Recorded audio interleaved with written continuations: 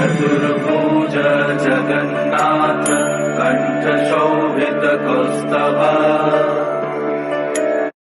भगवान जगन्नाथ जी के सखा माधव दास की कथा जानिए क्यों होते हैं भगवान जगन्नाथ जी 15 दिनों के लिए बीमार। उड़ीसा की पुरी में भगवान जगन्नाथ के एक भक्त रहते थे जिनका नाम था श्री माधव दास। श्री माधव यहाँ अकेले ही रहते थे और उन्हें संसार से कोई लेना देना नहीं था।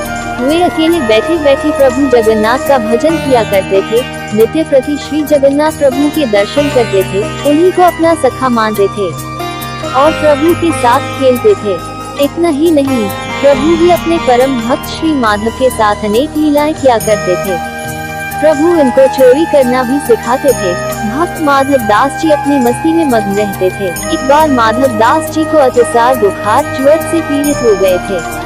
वे इस रोग के कारण बहुत दुर्बल हो गए थे। वे उठने बैठने के लिए भी समर्थ नहीं थे।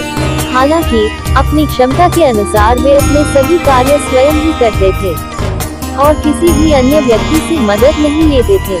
कोई कहे महाराज जी हम आपकी सेवा कर दे, तो वे कहते थे कि नहीं, मेरे तो एक जगन्नाथ ही है, वही मेरी रक्षा करेंगे। ऐसी दशा में जब उनका रोग बढ़ गया तो वे उठने बैठने में पूरी तरह से असमर्थ हो गए। तब श्री जगन्नाथ जी स्वयं सेवक बनकर इनके घर पहुँचे और माधव दास जी को कहा कि हम आपकी सेवा कर दें। उनके वस्त्रों को भगवान जगन्नाथ स्वयं अपने हाथों से साफ करते थे। इतना ही नहीं, प्रभु उनके पूरे शरीर को भी साफ करते थे। प्रभु जगन्नाथ द्वारा की जाने वाली सेवा का अंदाजा इसी बात से लगाया जा सकता है कि कोई अपना भी किसी की इतनी सेवा नहीं कर सकता। जब माधव दास जी को होश आया तब उन्होंने तुरंत पहचान लिया कि यह तो मेरे प्रभु ही हैं। एक दिन श्री माधव दास जी ने प्रभु से पूछ ही लिया, प्रभु आप तो त्रिभुवन के मालिक हो, स्वामी हो, आप मेरी सेवा कर रहे हो, आप चाहते तो मेरा ये रोग भी तो दूर कर सकते थे, रोग दूर कर देते तो ये सब करना ही नहीं पड़ता।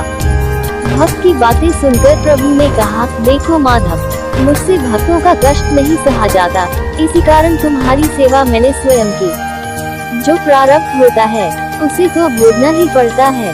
अगर उसे काटोगे तो इस जन्म में नहीं, लेकिन उसे भोगने के लिए फिर तुम्हें अगला जन्म लेना पड़ेगा।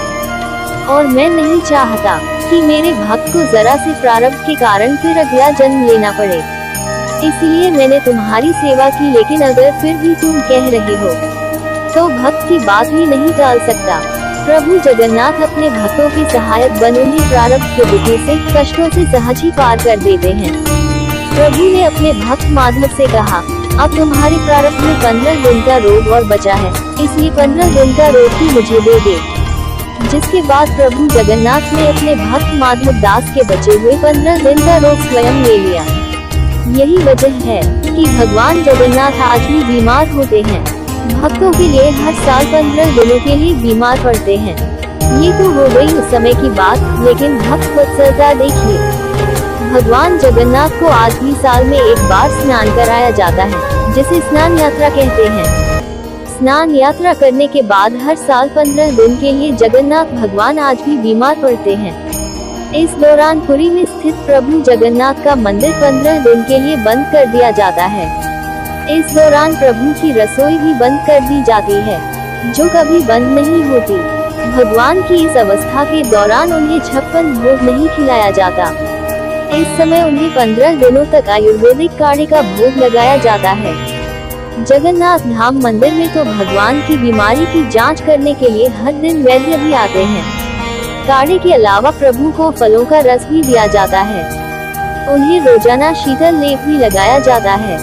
बीमारी के दौरान उन्हें फलों का रस, छेना का भोग लगाया जाता है और रात में सोने से पहले मीठा दूध अर्पित किया जाता है। भगवान जगन्नाथ बीमार होने के बाद 15 दिनों तक आराम करते हैं। आराम के लिए 15 दिन तक मंदिरों के कपाट भी बंद कर दिए जाते हैं और उनकी सेवा की जाती है ताकि वे जल्द से जल्द ठीक हो जाएं। जिस दिन वे पूरी तरह से ठीक होते हैं, उसी दिन प्रभु जगन्नाथ की यात्रा निकला जाती है। इस दौरान भगवान जगन्नाथ के दर्शन पाने के लिए वहां असंख्य भक्त उमड़ते हैं। मान्यताओं के मुताबिक भगवान जगन्नाथ अपने भक्तों को बीमारी से बचाने के लिए हर साल खुद बीमार पड़ते हैं, ताकि भक्तों के दुख दर्द वे अपने ऊपर ले सके।